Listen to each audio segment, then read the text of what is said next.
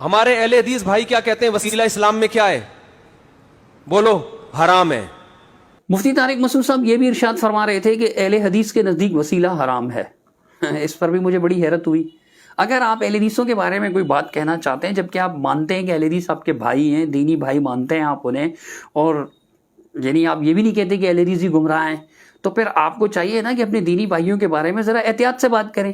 بھائی کون سے اہل حدیث ہیں جنہوں نے وسیلے کو علی الاطلاق بغیر کسی قید کے ہر طرح کے وسیلے کو حرام قرار دیا ہے؟ جبکہ آپ کے اسی بیان سے ظاہر ہے کہ اہل حدیث بعض وسیلہ کو مانتے بھی ہیں۔ تو یہ چونکہ قرآن مجید میں اللہ سبحانہ و تعالیٰ نے ارشاد فرمایا، سورۃ المائدہ کی آیت ہے، یا ایھا الذین آمنوا اتقوا اللہ وابتغوا الیہ الوسیلۃ وجاہدوا فی سبیلہ لعلکم تفلحون۔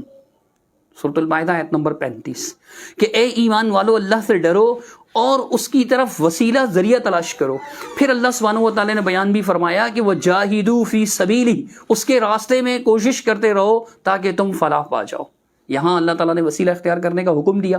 اسی طرح سورۃ الاسراء یعنی سورہ بنی اسرائیل، اس کی آیت نمبر 57 میں اللہ سبحانہ تعالیٰ نے فرمایا کہ اولئک الذین یدعون یبتغون الی ربہم الوسیلۃ ایہم اقرب، یہ نیک لوگ جنہیں لوگ اللہ کے علاوہ پکارتے ہیں، یہ خود جو ہے اللہ سبحانہ و تعالیٰ کی طرف وسیلہ تلاش کر رہے ہوتے ہیں کہ ان میں سے